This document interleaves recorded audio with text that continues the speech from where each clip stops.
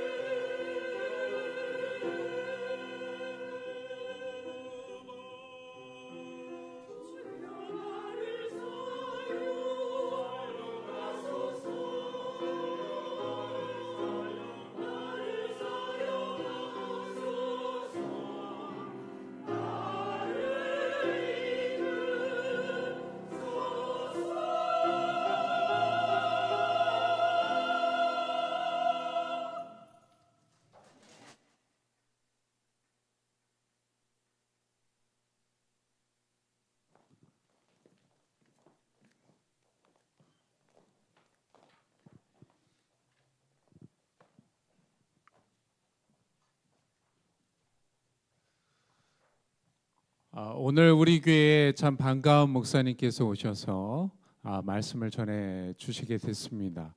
우리 교회에서 참 열심히 귀한 사역들을 잘 감당해 주셨던 우리 김지훈 목사님과 또 가정이 함께 방문해 주셨는데요.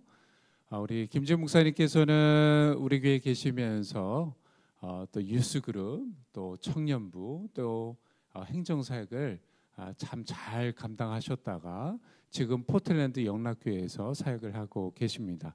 이 시간 나오셔서 말씀의 주관자, 삶의 주제자라는 제목으로 말씀 전해 주실 때에 우리에게 큰 은혜가 있기를 소망합니다.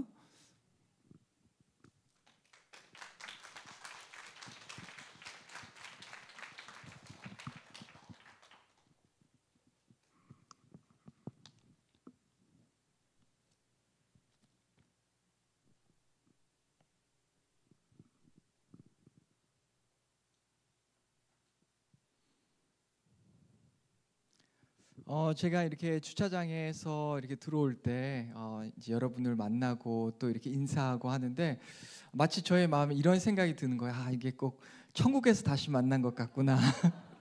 그래서 그냥 만난 것만으로도 너무나 기쁘고, 네, 하나님 안에서 또 이렇게 같이 섬기고 예배하고는 공동체, 형제 자매 되는 것이 이렇게 복된 일이구나라는 생각을 다시 한번 했습니다.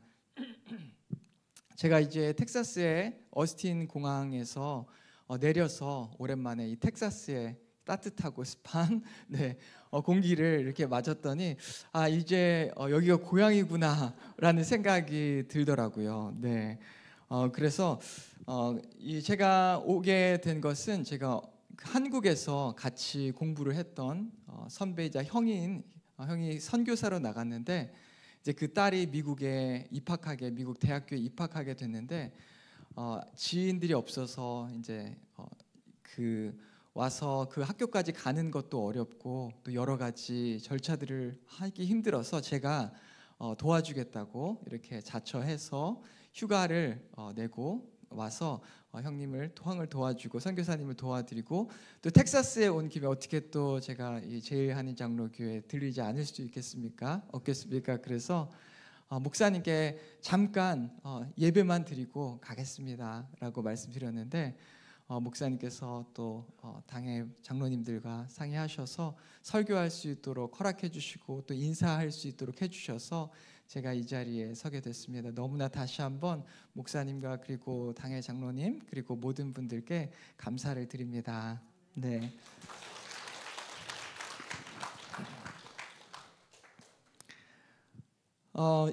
제가 이곳에 오면서 오늘도 제가 일부 예배를 드리고 이제 잠깐 제 아내를 데리러 갔다 오면서 이런 생각이 들었어요.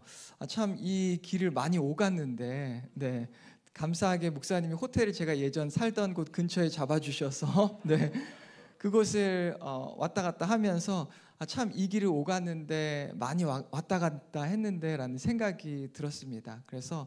그랬는데 그때에 제가 이렇게 추억해 보면 그 어느 때보다 가장 열정이 있었고 또 기뻤고 행복했고 감사했던 것 같아요. 그래서 제가 왔다 갔다 하면 이번에도 오면서 그 아내를 데리고 오면서 참 그때는 이렇게 했었는데 열정이 이렇게 많았는데 항상 그 차 안에서 한 20분 정도 되는 20분 25분 되는 그 거리 아이들과 예배하고 또 기도하고 항상 그렇게 했던 기억이 있었는데 그 기억이 다시 생각나면서 지금 있는 곳에서 좀 제대로 잘 해야겠다 라는 생각이 좀 들었습니다. 네.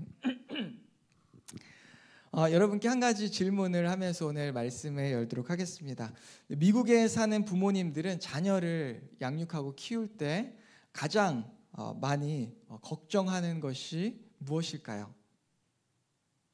한번 생각해 보셨으면 좋겠어요. 제가 이 질문을 생각했을 때 한국에서는 아이들을 학교 보낼 때 이 학교 폭력을 가장 걱정하고 또 성적 같은 것들을 가장 많이 걱정하잖아요. 미국에서는 어떤 것을 가장 걱정할까라고 하면서 리서치를 해봤습니다. 여러 가지들을 다 걱정할 수 있을 것 같아요. 특별히 미국에 사는 우리로서는 이 총기 사고나 아니면 이 납치, 약물, 뭐 술, 여러 가지 게임 중독 등 여러 가지들을 다 걱정하고 두려워할 것 같은데, 오늘날 미국에 사는 부모님들이 가장 걱정하는 넘버 원이 바로 자녀의 정신 건강입니다. 그만큼 오늘날 이 아이들이 이 정신 건강으로 인해서 큰 문제를 겪고 있는 것이 바로 사실입니다.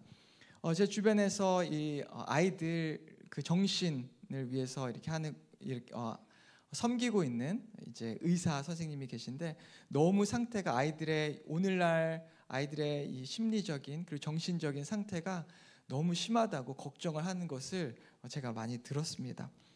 보이지 않게 많은 사람들이 정신적으로 고통을 받고 있는 시대가 바로 오늘날이에요. 오늘날 이렇게 둘러보면 너무나 다 건강해 보이고 또 좋아 보이고 행복한 모습으로 살아가고 있지만, 그 마음과 또 그 정신은 피폐해 있고 힘들고 아파하고 살아가고 있는 것이 바로 오늘날의 세대입니다. 오늘날 이 수많은 이 정신병원도 있고요, 상담소도 있고, 역사상 가장 많은 이런 상담소와 그리고 병원들을 가지고 있는데, 그럼에도 불구하고 정말 많은 사람들이 정신병으로, 불안장애로, 우울증으로 고통받고 있는 시대가 바로 오늘날의 시대죠. 잠언 4장 23절에는 이렇게 말씀하고 있는데, 우리 4장 23절 말씀 큰 소리를 같이 읽겠습니다. 시작. 모든 지킬 만한 것 중에 더욱 내 마음을 지키라. 생명의 근원이 이에서 남이니라. 아멘. 생명의 근원이 우리의 마음에 있다고 성경은 분명하게 말씀하고 있습니다. 우리의 마음이 아프거나 우리의 마음이 힘들거나 우리의 마음이 쪼그라들어 있으면 우리가 제대로 이 세상을 기쁘게, 감사하게, 즐겁게 살아갈 수 없는 것이고, 주님께서 맡기신 그 사명도 제대로 우리가 이행하지 못하는 것이지요. 오늘날 스타들을 보면 그 겉모습이 너무나 화려하지만 얼마나 많은 이 스타들이, 이 연예인들이 우울증을 겪거나 아니면 자살을 하고 있는 것을 신문에서 봅니까? 사탄이 우리의 마음이 오늘날 너무나 연약한 것을 알고 우리를 공격하고 있는 것이죠. 오늘 여러분과 함께 그렇다면 오늘 본문을 통해서 어떻게 우리의 마음을 지킬 수 있는지 함께 나눠 보도록 하겠습니다. 세 가지 정도의 교훈을 함께 나누겠는데요. 먼저 첫 번째는 우리의 마음을 지키는 주체는 하나님의 평강입니다 라고 하는 것입니다.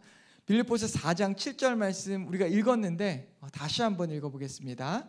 시작. 그리하면 모든 지각에 뛰어난 하나님의 평강이 그리스도 예수 안에서 너희 마음과 생각을 지키시리라. 아멘. 이 7절을 보면 이 7절의 주체가 되는 바로 그 단어가 바로 하나님의 평강이라고 하는 단어입니다. 즉 우리의 마음과 생각을 지키는 것은 다른 것이 아니라 바로 하나님이 주체가 되어 하나님의 평강이 우리의 마음과 생각을 지켜주신다라고 하는 것입니다. 그럼에도 불구하고 우리는 굉장히 많은 경우에 우리 스스로가 우리의 마음과 생각을 지키려고 할 때가 참 많이 있습니다. 저도 제 마음과 생각을 제 힘으로 지키려고 할 때가 참 많은데요. 아마 요즘도 제가 그렇게 하려고 하는 습관이 여전히 남아 있는지 모릅니다. 과거 청년 때 제가 게임을 참 많이 좋아했는데 게임을 할 때 제 생각에는 한 1시간 정도는 할 수 있을 것 같습니다. 막상 게임을 시작하다 보면 이 1시간이 2시간이 되고 2시간이 3시간이 됩니다. 게임을 할 때 잠깐이라도 부모님이 잔소리하면 이 사춘기 아들은 화를 내는 것이죠. 이렇게 우리의 마음을 우리가 다스리기 쉽지 않을 때가 많고요.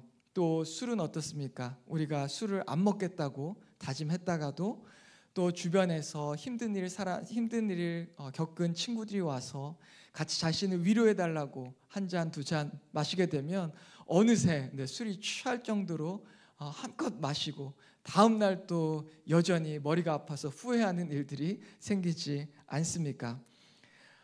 이렇게 우리는 우리의 마음과 우리의 삶을 우리가 잘 컨트롤할 수 있을 것 같습니다. 우리의 삶 전체를. 하지만 오늘 말씀은 분명하게 우리 내 스스로가 아무리 계획하고 또 내 스스로 아무리 다짐하고 잘 하려고 해도 그것을 내가 컨트롤하는 것이 아니라 바로 하나님만이 하실 수 있다라고 하는 것을 우리에게 분명하게 말씀해 주는 것입니다.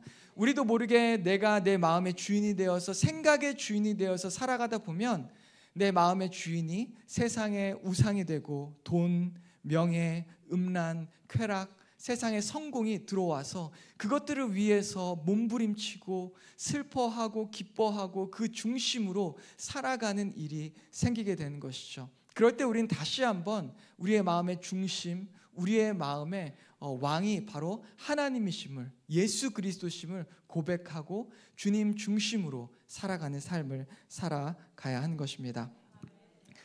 오늘 본문을 통해서 제가 말씀을 묵상하면서 또 한 가지 생각이 나는 것이 하나님과 제가 굉장히 긴밀하게 연합하고 하나님과 깊은 관계 가운데 있을 때에는 주변에 큰 일이나 어려운 일이 일어나거나 아니면 교회 안에서도 힘든 일이 있거나 아니면 어려운 사역을 할 때도 잘 이렇게 이기고 사역하는 제 모습을 봅니다. 하지만 제가 제 자신이 주님과의 깊은 관계가 깨져 있고 또 오히려 세상을 바라보고 세상 것을 나도 모르게 쫓다 보면 작은 일, 작은 문제 하나에 넘어지고 시험에 드는 일들이 저한테 일어나는 것을 제가 경험했습니다.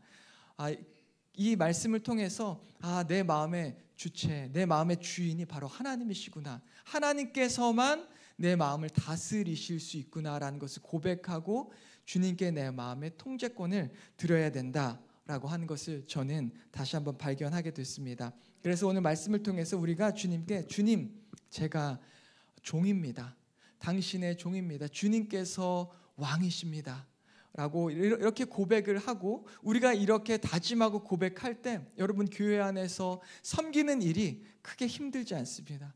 교회 안에서 다른 사람보다 낮아지는 것도 어렵지 않습니다. 내가 있는 곳에서 어디를 가든 그곳에서 당당하게 주님과의 깊은 교제가 더 이루어져 가는 것이고 사람들이 상처 주는 말을 하던 어떤 일이 일어나던 그 안에서 주님만 바라보고 기쁨으로 걸어갈 수 있는 것이죠. 제가 오늘 말씀을 묵상하면서 또한 지난주에 제가 섬기던 교회에서 한 가지 말씀을 전했는데 그 말씀의 본문이 연관이 되어서 여러분과 나누기를 원합니다. 우리가 너무나 잘 아는 야이로의 12살 난 딸 이야기인데요. 이 야이로가 12살 난 딸이 있었습니다.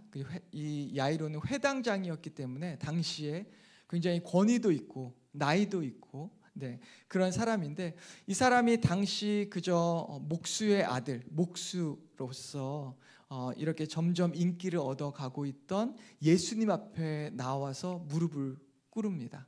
수많은 거기에 그 야이로만 있었던 것이 아니에요. 수많은 사람들 앞에서 이 젊은 청년 예수님 앞에 무릎을 꿇는 것이 그렇게 쉽겠습니까? 아닙니다. 왜 그가 그 무릎을 꿇었냐면 자신의 12살 난 딸이 죽어가는 그 모습을 보고 예수님께 나와 이 딸을 살려달라고 무릎을 꿇었던 것이죠. 예수님께서 이제 야이로의 집으로 향합니다. 야이로의 딸은 촉각을 다투며 이제 죽을 시간이 얼마 되지 않았기 때문에 빨리 예수님을 모시고 그의 집으로 가야만 했습니다. 그런데 그 가는 길에 우리가 너무나 잘 알듯이 12년 동안 혈루병을 앓던 한 여인을 만나게 됩니다. 여인이 남몰래 예수님의 옷자락에 손을 대서 치유받는 놀라운 일이 일어나고 그 일로 인해서 예수님은 가는 걸음을 멈추시고 주변 사람들을 돌아보시며 이제 실갱이를 합니다. 누가 내 옷을 만졌느냐? 제자들은 이렇게 이야기하죠. 이 사람들이 이렇게 많은데 누가 예수님의 옷을 다 만졌는데 어떻게 한 사람을 고르겠습니까? 라는 식으로 이제 실강이가 막 일어나고 있는 그때에 한 여인이 고민하다 예수님 앞에 서서 일어난 일 그리고 자신의 과거의 일들을 다 고백하는 사건이 일어납니다. 그 고백을 통해서 이제 예수님께서는 그 여인이 다 나았음을 혈루병에서 다 나았음을 부정한 여인이 아님을 모든 사람들에게 선포하고 알리는데 그것이 바로 마가복음 5장 34절에 36절 말씀인데 같이 한번 읽어볼까요? 34절 한번 34절에서 36절까지 같이 읽겠습니다. 시작. 예수께서 이르시되 딸아 내 믿음이 너를 구원하였으니 평안히 가라. 내 병에서 놓여 건강할지어다. 아직 예수께서 말씀하실 때에 회당장의 집에서 사람들이 와서 회당장에게 이르되 당신의 딸이 죽었나이다. 어찌하여 선생을 더 괴롭게 하나이까. 아멘. 여기까지만 우선 읽겠습니다. 네. 이 여성, 이 혈루병에 걸렸던 이 여자로서는 예수님께서 자신을 치유해 주셨고 또한 선포해 주시는 이 일로 인해서 너무나 기쁘고 감사할 지경이었겠죠. 그런데 반면에 이 회당장 야이로는 예수님께서 선포하고 또한 고쳐주시는 그 사건 중간에 이야기를 듣습니다. 자신의 딸이 죽었다는 이야기를 듣는 거예요. 얼마나 마음이 아팠어요.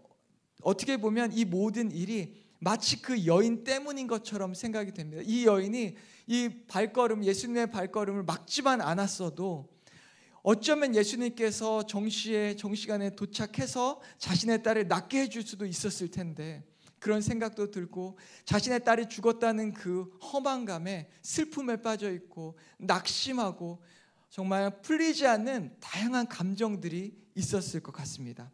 그런데 그때 예수님께서 야이로에게 한마디를 하시는데요. 그것이 36절의 말씀입니다. 우리 같이 함께 읽겠습니다. 시작. 예수께서 그 하는 말을 곁에서 들으시고 회당장에게 이르되 두려워하지 말고 믿기만 하라 하시고 아멘. 근데 주변에 사람들이 쑥덕거리고 수많은 감정들이 교차하고 너무나 힘든 그 상황 가운데 예수님께서 한마디 하시는 거예요. 두려워 말고 믿기만 하라. 야이로가 이전에는 예수님을 단순히 치료자로 믿고 아마 예수님을 따랐고 예수님 앞에 나와 무릎을 꿇고 자신의 집으로 오기를 간구했을 것입니다. 이제 그런데 이 야이로는 결정해야 했어요. 예수님을 치료자로 봐야 할 것인지 아니면 예수님을 메시아로 보아야 할 것인지. 왜냐하면 자신의 아이가 죽었기 때문에 죽은 아이를 살리는 일은 메시아 이외에는 할 수 없는 일이기 때문입니다. 그런 복잡한 상황 가운데 오직 이 믿음만이 이 야이로의 마음을 지키게 했고 야이로는 그 슬픔에 빠져서 예수님께서 자신의 집에 오는 것을 막은 것이 아니라 오히려 예수님을 모시고 자신의 집으로 가는 일이 일어난 것입니다. 우리의 마음을 지키는 것은 오직 믿음입니다. 그리고 예수님, 주님께서 주시는 평안입니다. 우리가 그것에 집중할 때에 주님만이 나의 마음을 지킬 수 있고 요동치는 나의 감정을 사그라들 수 있다고 하는 그 사실을 고백하고 나아갈 때 우리는 주님께서 허락하시는 평안을 누리게 되는 것입니다. 말씀해 주시는 두 번째 교훈은 그리스도 예수 안에서 마음과 생각을 지켜야 한다라는 것입니다. 4장 7절 말씀을 잠깐 보시면 이 중간부터 한번 보시면요. 이렇게 나와 있습니다. 그리스도 예수 안에서 너희 마음과 생각을 지키시리라. 하나님의 평강이 우리의 마음과 생각을 지키시는데 그냥 지키는 것이 아니라 무엇을 통해서 무엇 안에서 지킨다고 말씀하십니다. 그것이 바로 그리스도 예수 안에서 지킨다라고 말씀하고 계시는 것입니다. 이 구절을 우리가 말씀 전체 빌립보서 전체를 통해서도 그리고 이 4장 전체를 통해서도 그리고 이 7절 전체 이 7절의 말씀을 통해서도 함께 깊게 살펴봤으면 좋겠는데요. 먼저 빌립보서 전체의 주제가 무엇입니까? 바로 그리스도 안에 있는 기쁨이라고 한 것입니다. 그리스도 안에 있는 기쁨이 빌립보서 전체의 주제라면 이 빌립보서는 사도 바울이 빌립보 교회에 편지를 쓸 때 그 처음부터 예수 그리스도 안이라는 말을 사용하고요. 그리고 굉장히 많은 경우에 예수 그리스도 안이라고 하는 말씀을 반복해서 사용을 합니다. 빌립보서를 읽어보면 예수 안, 그리스도 예수 안과 같은 말이 몇 번 나온지 아십니까? 8회 등장하고 바울 서신 전체에서는 그리스도 안이라는 표현이 48회, 그리스도 예수 안이라는 표현이 34회, 주 안이라는 표현이 50회나 등장합니다. 네, 우리 주한이 저기 있는데 갑자기 생각이 나네요. 네, 굉장히 좋은 의미죠. 그래서 이 빌립보서 4장 7절에 보면 그리스도 예수 안에서 너희 마음과 생각을 지킨다라고 할 때 그렇다면 그리스도 예수 안이라고 하는 것은 무슨 뜻인지, 그리고 빌립보서 전체적으로 보면 빌립보서 4장 4절에서도 주 안에서 항상 기뻐하라. 빌립보서 4장 10절에서 내가 주 안에서 크게 기뻐함은, 빌립보서 4장 13절도 내게 능력 주시는 자 안에서 내가 모든 것을 할 수 있느니라 라고 고백하고 있죠. 이 주 안이라고 하는 것은 무슨 뜻일까요? 우리가 너무나 잘 아는 신학적인 용어로 말하자면 바로 그리스도와의 연합입니다. 바로 예수님께서 포도나무가 되시고 우리가 그 가지가 되어서 살아가는 것이죠. 예수님 중심으로 살아가게 되는 것입니다. 그리고 예수님 중심으로 우리가 예수님에게 접붙인 나무가 되어서 살아갈 때 이것은 나의 정체성과 삶의 방식, 기쁨과 고난의 의미, 행복, 그 모든 것들이 바로 예수 그리스도 중심으로 재해석되는 것입니다. 당시에 우리가 기뻐했던 것, 당시에 우리가 슬퍼했던 것, 여러 가지 그것을 나누는 기준들이 있었을 텐데 이제 우리가 예수님 안에서 살아간다고 하는 것은 이제 새롭게 주님을 중심으로 나의 기쁨의 이유가 달라지는 것이고요, 나의 또 행복의 근원이 바뀌게 되는 것입니다. 여러분이 너무나 잘 알듯이 사도 바울이 빌립보서를 쓸 때 그는 감옥에 있었습니다. 그리고 빌립보서의 내용을 읽어보면 그가 이 빌립보서의 내용을 빌립보서를 쓸 때 수많은 성도들이, 과거에 그를 따랐던 사람들이 이제는 사도 바울에게 등을 돌리고 그에게 욕을 하는, 그가 감옥에 갇혔고 쇠사슬에 묶여 있기 때문에 이제 그를 핍박하고 오히려 욕하는 일이 일어난 것이죠. 그런 상황 가운데에서도 사도 바울은 여전히 주 안에서의 기쁨을 말하고 있습니다. 그의 미래가 불확실합니다. 이제 그 감옥에서 죽을지 아니면 놓일지 전혀 모르는 상황이고, 그리고 또한 그를 돌봐줄 가족도 없고 여러 가지 힘든 상황 가운데 그가 여전히 주 안에서 기뻐하라, 그리고 주 안에서의 기쁨을 말할 수 있었던 그 이유는 바로 그가 예수 그리스도와 연합한 삶을 살아가고 있었기 때문입니다. 오늘날 우리가 마찬가지입니다. 삶을 살아가면서 정말 수많은 우리가 생각하지도 못했던 일이 곳곳에 터질 때가 너무나 많이 있습니다. 저도 이렇게 생각을 해보면 이 샌안토니오에 있을 때에도 제 아이가 한번 이 어디 위에 올라갔다가 뒤로 고꾸라져서 이 아이가 이제 뇌진탕 증상이 일어나서 막 토하고 막, 그래서 이 아이를 데리고 병원에 갔던 적이 아직도 기억에 나는데요.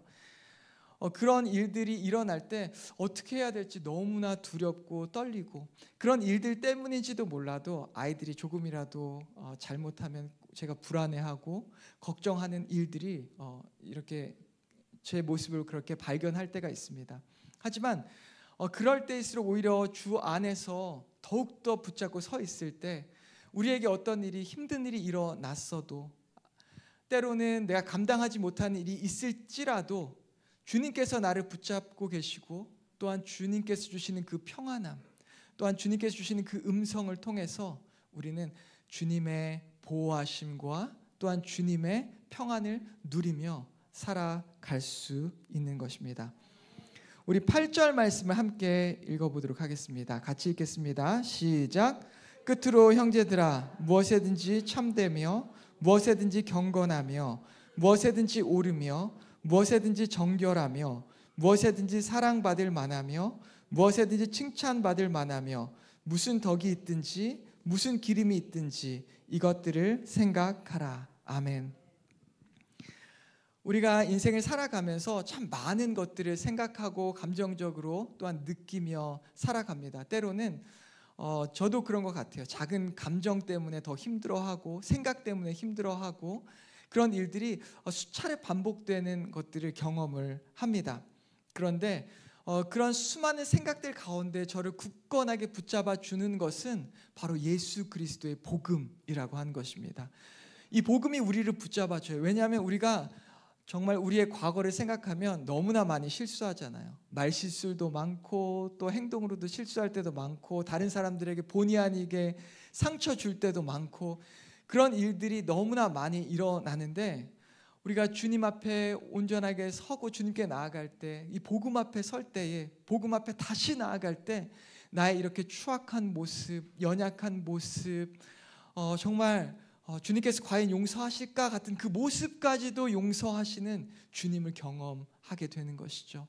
그리고 그 복음이 우리의 마음을 새롭게 하고 우리에게 능력 주고 또한 우리가 온전히 설 수 있게 만드는 것입니다. 이 땅에서 가장 경건한 것이 무엇입니까? 가장 정결한 것이 무엇입니까? 가장 참되고 아름다운 것이 무엇입니까? 바로 예수 그리스도의 십자가 사랑 아니겠습니까?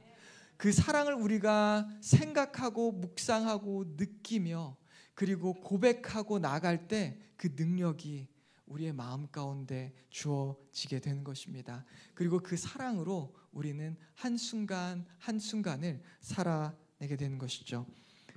제가 이번 5월에 저희 부모님이 정말 오랜만에 미국에 방문하셨습니다. 샌안토니오 제 교회에서 사역할 때도 한번 방문하셨는데 그 이후로 처음으로 방문을 하셔서 너무나 기대가 됐었는데 저희 집 뒤에 아주 작은 백야드가 있습니다. 정말 작은 백야드라서 너무나 기쁩니다. 왜냐하면 별로 일을 안 해도 돼서 개인적으로 굉장히 감사하는 백야드인데 그 백야드를 얼마나 관리를 안 했으면 이 6개월 동안 훨씬 더 지난 것 같아요. 이 잡초들이 아주 무성하게 자라 있는 거예요. 그래서 부모님이 오시기 전에 깨끗한 모습을 보여드려야겠다. 저희 아이들 3마리를 아들 셋을 풀어놓고 네, 잡초 정리를 하기 시작했습니다.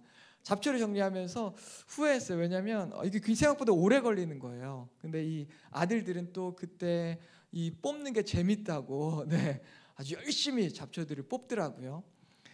그 가운데 제가 놀란 것은 이 정원에 그래도 나무가 한 그루 두 그루 정도 작은 나무들이 있는데 그 뒤에 그 나무가 뿌리가 있는 곳에는 잡초들이 있지 못하는 거예요. 그리고 군데군데 이 잔디가 빼곡하게 있는 곳이 있잖아요. 거기에는 또 잡초들이 있지 못한 거예요. 잡초들은 잔디도 없고 나무도 없는 곳에 아주 무성하게 자라 있더라고요. 그것을 보면서 꼭 이것이 나의 마음 같다는 생각이 들었습니다. 내 마음을 내가 이렇게 관리를 안 했구나 하면서 우리의 마음이 이렇게 때로는 잡초투성일 때가 있습니다. 하지만 그 중심에 예수 그리스도, 그 주님의 포도나무가 뿌리를 깊숙이 내리고 뻗어 있는 그곳에는 세상의 생각들과 세상이 주는 아픔과 그런 모든 과거의 후회들과 그런 것들이 자리를 잡지 못하게 되는 거예요. 왜냐하면 그곳에 예수 그리스도의 사랑과 능력과 은혜가 있기 때문입니다. 바로 그것이 복음이죠. 이것이 바로 우리의 삶의 중심이 되는 것이고 또한 이것이 중심이 될 때 주님께서 우리의 마음의 정원의 주인이 되는 것입니다.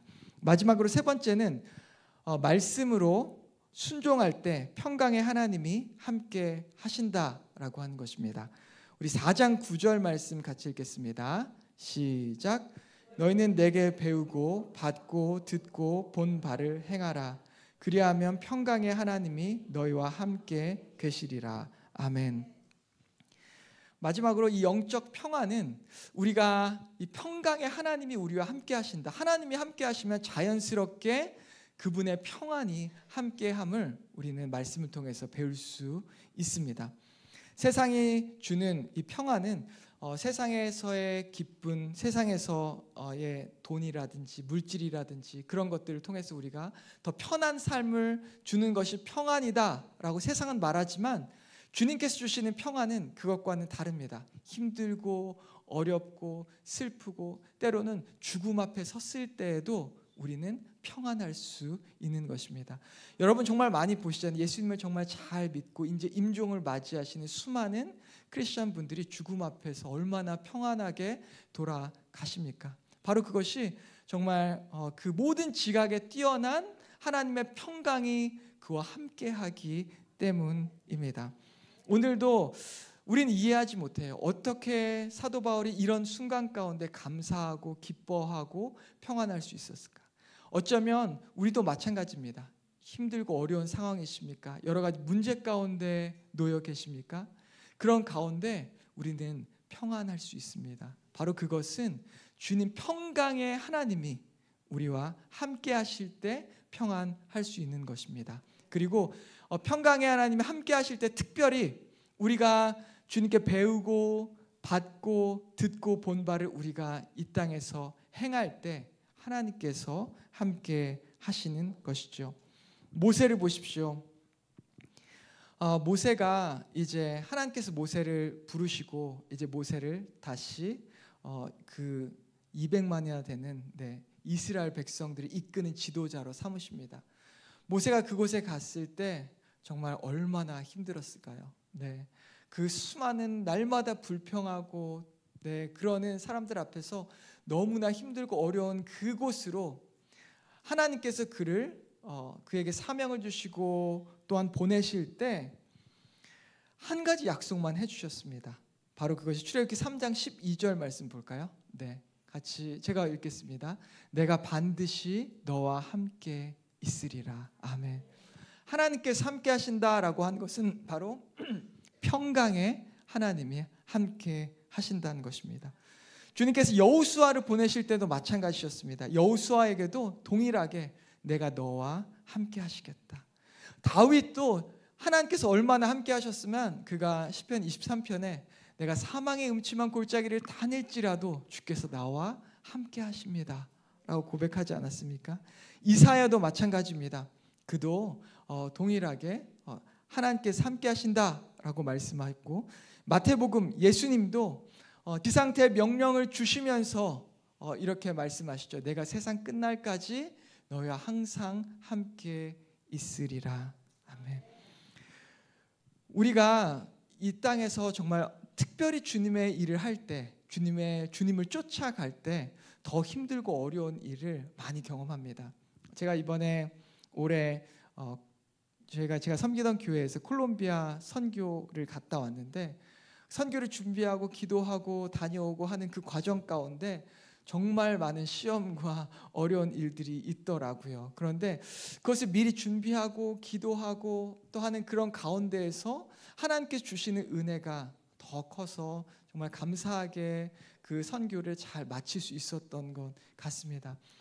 때론 우리가 그런 것 같아요. 주님을 따라가는 길 가운데에서는 항상 사탄이 우리가 주님의 복음을 증거하는 그곳이면 그곳일수록, 주의 일을 하는 곳이면 하는 곳일수록, 그리고 또 이렇게 특별히 선교사님이나 아니면 담임 목사님이나 목회를 하는 곳이면 그곳일수록 더 힘들게 하고 많은 시험과 어려움을 주는 것을 옆에서 많이 봅니다. 그런데 그때 순종하고 따라갈 때 주님의 음성과 또한 주님께서 주시는 성령이 함께하는 것을 더 많이 경험하는 것 같습니다. 우리도 마찬가지입니다. 때론 넘어지고 쓰러지고 할 때가 얼마나 많이 있습니까? 그런데 우리가 이 길을 묵묵히 갈 수 있는 것은 오늘도 변함없이 이 자리에서 우리에게 내가 너와 함께한다 라고 말씀하시는 그 주님의 작은 세미한 음성, 그 하나로 인해서 우리가 다시 일어서게 되는 것이고, 그리고 다시 주님을 쫓아가게 되는 것이죠. 오늘 그 주님의 세미한 음성, 내가 너와 함께한다라고 하는 그 음성을 들으시고, 혹시 넘어지셨다면, 혹시 이 어려움에 빠지셨다면 다시 한번 주님 붙들고 일어서는 저와 여러분 되기를 주님의 이름으로 축원합니다. 함께 기도하겠습니다. 하나님 아버지, 감사합니다. 우리는 연약합니다. 우리는 부족합니다. 우리는 날마다